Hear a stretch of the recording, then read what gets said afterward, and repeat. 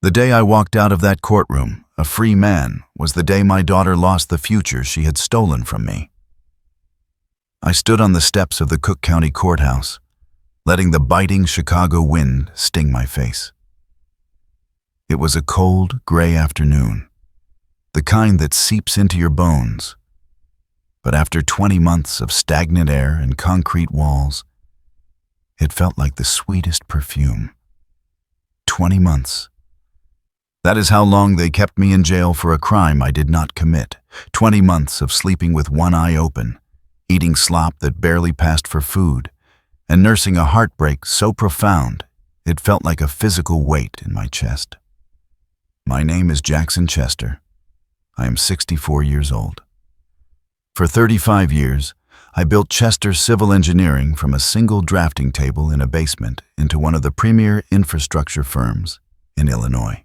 My late wife, Rose, and I sacrificed everything for that company.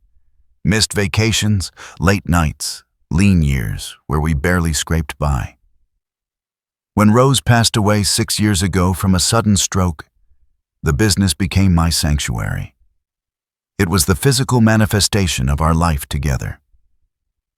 The only thing I loved more was our daughter, Camila. Even now, speaking her name leaves a sour taste in my mouth, like ash. Before I take you through the hell I endured, I want to ask you something. If you are watching this, maybe you know what it is like to be betrayed by the one person you trusted most. If you do, or if you just believe that the truth deserves to be heard, please take a moment to like this video. Share it with someone who needs to see that justice is real. Tell me in the comments where you are watching from, and please, subscribe to the channel. We are building a community here based on truth, and I would be honored to have you with us. My nightmare began on a Tuesday in April. I remember the date perfectly because the tulips Rose had planted in the front garden were just pushing through the soil. I had arrived at the office early to review the quarterly projections. We had just landed a massive contract for a bridge renovation, a project worth millions that would secure the company's future for a decade. Camila had been my chief financial officer for 7 years. She was sharp, ambitious, and I was so proud to have her by my side. Her husband, Jameson, was a different story. Jameson worked as a freelance systems analyst. He was charming enough at dinner parties, but there was always a slickness to him that I could not quite trust. He and Camila had been married for 5 years and had a daughter, my granddaughter Lily, who was 7 at the time. Lily was the light of my life, the one pure thing in a world that was becoming increasingly gray since Rose died. That Tuesday morning, the door to my office swung open. I looked up, expecting to see my secretary with coffee. Instead, Camila walked in, flanked by Jameson and 2 uniformed police officers. Her face was pale, her expression unreadable. "Dad, we need to talk," she said. Her voice did not shake. It was steady, clinical. One of the officers stepped forward before I could even stand up. "Mr. Chester, we have a warrant for your arrest." I laughed. It was a reflexive sound, born of pure confusion. "Arrest? For what? A parking ticket?" "You are under investigation for corporate embezzlement and fraud," the officer said, pulling a pair of handcuffs from his belt. "We have evidence suggesting you have siphoned company funds into offshore accounts." I looked at Camila. "Camila, tell them this is ridiculous. Tell them you handle the books. You know I would never touch the company's capital." She did not look at me. She looked at the floor, then at Jameson. Jameson put a protective hand on her shoulder, his face a mask of solemn concern. "We found the transfers, Jackson," Jameson said, his voice dripping with fake sympathy. "We tried to find another explanation, but the digital trail is undeniable." The officers read me my rights as they pulled my arms behind my back. The metal cuffs bit into my wrists, cold and unforgiving. My daughter sent me to jail for 20 months because of her husband's scheme. The day I'm freed was the day I vowed they would regret it. But in that moment, all I felt was panic. They claimed I had stolen $900,000. They had bank statements showing transfers to a shell company in Belize. They had forged invoices from suppliers I had never heard of. They had emails sent from my terminal, authorizing these payments with my digital signature. "This is insane," I shouted as they marched me past my employees. My staff, people I had known for 20 years, stared at me with wide, horrified eyes. "Camila, look at me!" Camila finally looked up. There were tears in her eyes now. But looking back, I realized they were not tears of sadness. They were a performance. "I cannot let you destroy the company Mom helped build, Dad," she whispered, loud enough for the officers to hear. "I have to protect Lily's future." That line hit me harder than a physical blow. She was using my granddaughter as a shield for her treachery. They shoved me into the back of a squad car. As we pulled away, I saw Jameson watching from the office window. He was not crying. He was not looking down. He was watching the car leave, and for a split second, I saw a smirk ghost across his lips. The bail hearing was a humiliation. The prosecutor painted me as a desperate, aging man who had lost his way after his wife's death. They argued I was a flight risk because of the supposed millions I had stashed offshore. My lawyer at the time was a man named Milton, a corporate attorney who handled our contracts but had zero experience in criminal law. He stuttered, he fumbled, and he let the prosecution walk all over him. The judge set bail at $1 million. Then came the real blow. My assets were frozen. The company accounts, my personal savings, even the retirement fund Rose and I had built. Everything was locked down, pending the investigation. The only way I could make bail was if Camila, as the acting CEO and CFO, authorized a loan against the company's equity. She held a 30% stake that I had gifted her. She refused. I sat in the visitation room, looking at her through the thick glass. "Camila, please. You know I did not do this. I need to be out there to fight this. I cannot risk the company, Dad," she said, her voice flat. "If you are innocent, the trial will prove it. Until then, the board agrees that we cannot leverage company assets for your legal defense." "The board?" I roared. "I am the board." "Not anymore," she said calmly. "With you under indictment. The bylaws state you are suspended. I am in charge now. I went to the Cook County Jail to await trial. I spent 4 months there before facing a jury. 4 months of noise, violence, and the slow realization that the daughter I had raised, the girl I had taught to ride a bike, had thrown me to the wolves. The trial lasted 3 weeks. It was a slow-motion car crash. The prosecution was methodical. They had bank records. They had the invoices. They had the emails. Jameson took the stand. He wore a modest suit and spoke softly. He told the jury how I had become distant, how I had asked him questions about cryptocurrency and untraceable wire transfers. He lied with such ease, such conviction, that even I almost believed him. He painted a picture of a grieving man trying to cash out and run away to a tropical island. Then Camila testified. She walked the jury through the accounting. She explained how she discovered the discrepancies during a routine audit. She dabbed her eyes with a tissue when she spoke about confronting me. "It broke my heart," she told the jury.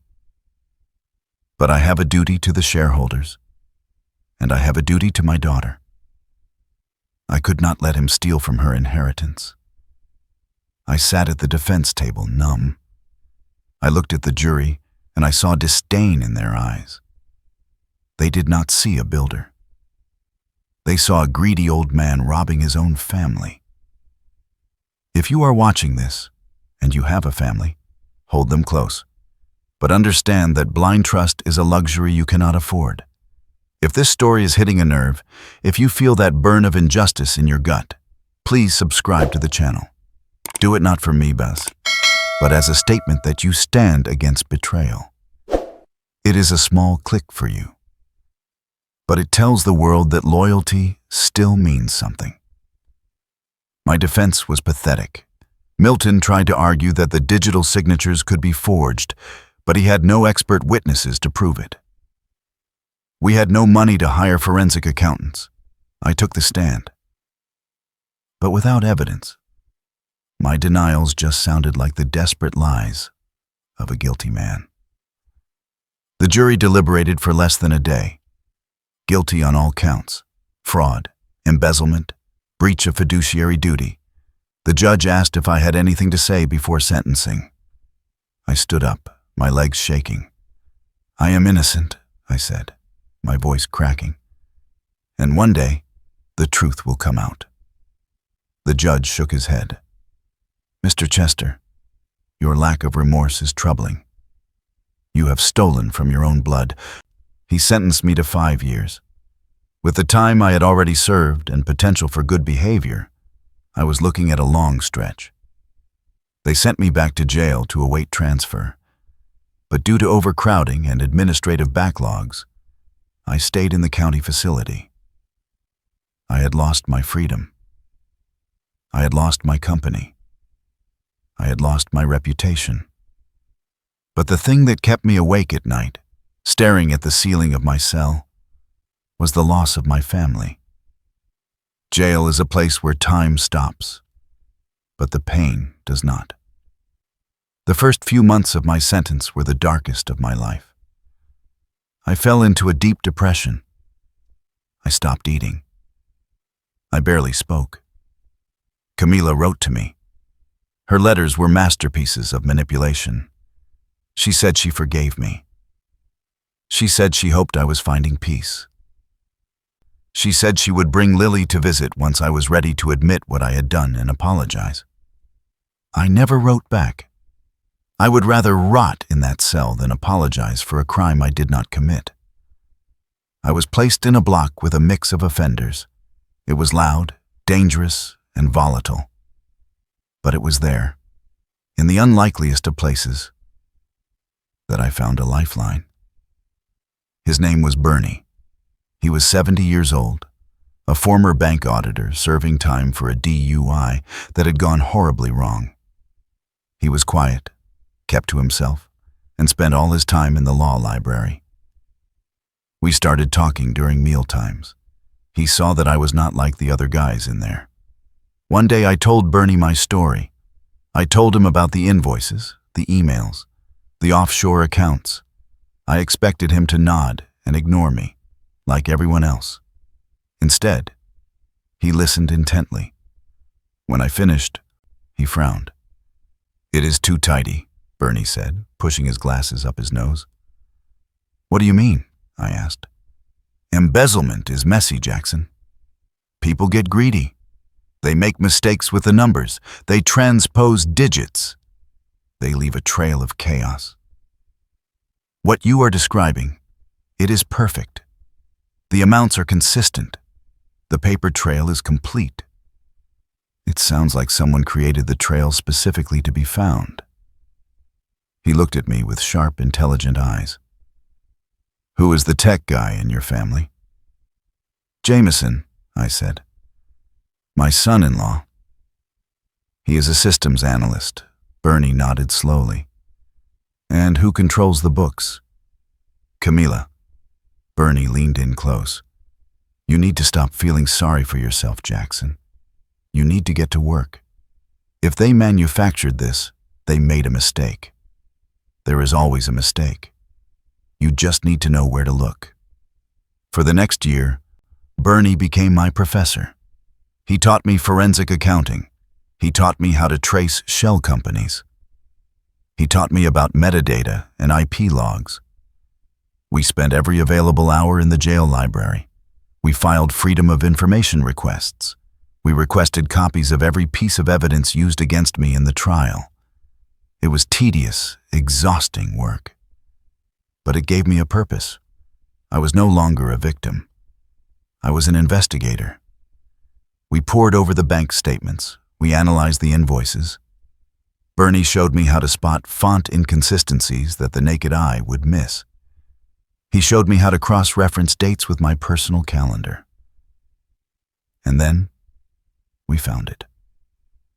It was a small detail, something the prosecution had overlooked and my incompetent lawyer had missed. The offshore account in Belize had been opened on February 14th, 2 years prior. The bank required a physical signature or a biometric verification from a specific IP terminal to open the account. On February 14th of that year, I was not in Chicago. I was not even in the country. Rose and I had been on a cruise in the Mediterranean for our anniversary. It was the last trip we took before she got sick. I had no internet access, no cell service, and certainly no way to be in Belize or Chicago. My passport proved I was in Italy. Then we looked at the emails, the ones with my digital signature authorizing the transfers. Bernie taught me how to read the header information. The timestamps showed they were sent during business hours, but the IP addresses did not match the office server. They originated from a residential IP address. We traced the provider. It was a high-speed fiber connection in the suburbs. Jameson's house. We had the smoking gun, but I was still in jail. I needed someone on the outside who could execute the legal maneuvers. Bernie told me I needed a real lawyer, not a corporate suit. I reached out to an old friend, Otis. Otis was a rough-around-the-edges contractor who I had done business with for decades. He was the only person who had tried to visit me, though I had turned him away in my shame. I called him and begged him to come. When Otis arrived, he looked at me through the glass and shook his head. "You look like hell, Jackson." "I feel like hell, Otis. But I know how they did it. I need money. I need a lawyer." Otis didn't hesitate. "I have got some savings, and I know a woman. Harriet Sloan. She is a pit bull. She hates wrongful convictions. I will get her." Harriet Sloan came to see me a week later. She was a small woman with graying hair and eyes that looked like they could cut steel. She sat down, turned on a recorder, and said, "Talk." I laid it all out. The passport records, the IP addresses, the inconsistencies in the invoice formatting that Bernie had found. When I finished, she turned off the recorder. She stared at me for a long minute. "This is good," she said. "It is not just reasonable doubt. It is a roadmap of a frame-up." She hired a private investigator named Kwame and a digital forensics expert named Dr. Aris. They took what Bernie and I had found and went deeper. Kwame dug into Jameson's finances. He found that Jameson had been deep in gambling debt 3 years ago. He owed nearly $200,000 to some very bad people. Then, suddenly, the debt vanished around the same time the embezzlement began. Dr. Aris got a court order to examine the server logs of Chester Civil Engineering. He found that the admin access logs had been scrubbed, but not well enough. Jameson had used a back door he installed years ago to remotely access my terminal. He had logged in as me, sent the emails, and then erased his footprints. But he got lazy. On 3 occasions, he forgot to mask his IP address. The logs showed the connection coming directly from the router in Camila and Jameson's home. The investigation revealed where the money went. It wasn't just in Belize. It had been moved through a series of washers and then repatriated into accounts controlled by shell corporations. One of those corporations listed a director. It was not Jameson. It was not Camila. My daughter framed me for embezzling $900,000 from my own company, something I never did. But the cruelest twist was this. The ultimate beneficiary of one of the largest accounts was a trust fund set up for Lily. They had stolen my money, destroyed my life, and put the proceeds in my granddaughter's name to hide it. They thought no court would seize a child's education fund. They used her innocence to launder their guilt. When Harriet told me that, I didn't feel anger. I felt a cold, hard resolve. They had crossed the final line. Harriet filed for an immediate appeal based on new, irrefutable evidence. The district attorney tried to push back, but when Dr. Aris presented the digital forensics, the case against me crumbled like wet sand. The hearing was set. I was transported to the courthouse, wearing the same suit I had been convicted in, now hanging loosely on my frame. Camila and Jameson were there. They sat in the back row, looking confident. They thought this was just a desperate motion by an old man. But as Harriet began to present the timeline, the passport stamps, the IP logs, the gambling debts, I saw the color drain from their faces. Jameson started whispering frantically to Camila. Camila just stared at the evidence on the screen, her mouth slightly open. The judge was furious. Not at me, but at the prosecution for missing such glaring exculpatory evidence. "Mr. Chester," the judge said, looking down at me, "the justice system relies on facts. The facts today show that a grave miscarriage of justice has occurred. Your conviction is vacated. You are free to go." The gavel banged. It was the loudest, most beautiful sound I had ever heard. I stood up. I turned around and looked directly at Camila. She was trembling. Jameson was trying to pull her toward the exit, but they were blocked by court officers. Harriet leaned over to me. "Do not worry, Jackson. The DA is already drafting the warrants. They are not going home today." I walked out of the courtroom, but I didn't leave the building. I waited. 20 minutes later, I saw them. Camila and Jameson, in handcuffs, being led down the hallway by the same officers who had arrested me. Jameson was shouting about a mistake. Camila was sobbing, her mascara running down her face. She looked up and saw me standing there. "Dad," she screamed. "Dad, help me, please." It was Jameson. He made me do it. I watched her. I watched the daughter I had raised, the woman who had sat on the stand and lied about me to save herself. I said nothing. I just watched them get into the elevator that would take them to the holding cells. The police raided their home that afternoon. They found everything: the burner phones, the notebooks with passwords, the original files used to forge the invoices. The fallout was swift. I was reinstated as CEO of Chester Civil Engineering. The board apologized profusely, but I fired half of them anyway for their lack of loyalty. Jameson and Camila were denied bail. The flight risk argument that had been used against me was now used against them, and this time it was valid. But there was still the matter of the money. The $900,000 and the trust fund. The state wanted to seize the trust fund as proceeds of a crime. Harriet told me I could let them take it. It would hurt Camila and Jameson more. But I thought of Lily. She was innocent in all of this. She was 8 years old, and both her parents were going to jail. I petitioned the court to take over the trusteeship of the fund. I argued that the money was stolen from me, so it was mine to disperse. I told the judge I wanted the money to stay in the trust for Lily's education, but with strict controls.